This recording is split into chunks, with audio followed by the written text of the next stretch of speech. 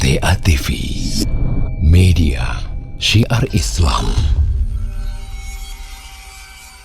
Adapun bacaan ruqyah, dia silakan meruqyah.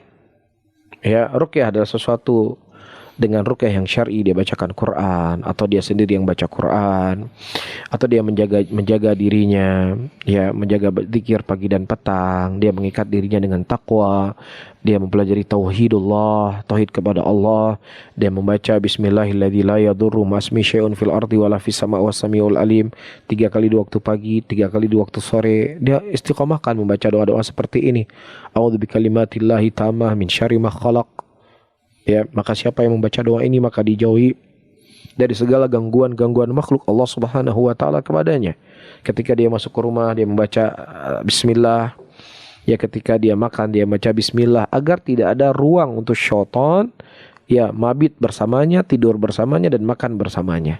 Ketika dia tidak menyebutkan bismillah ketika dia masuk ke dalam rumahnya. Jadi selain dia membacakan Al-Qur'an, berzikir, kemudian dia melakukan hal yang saya sebutkan tadi, apa yang teriwayatkan dari Nabi kita Muhammad sallallahu alaihi wasallam.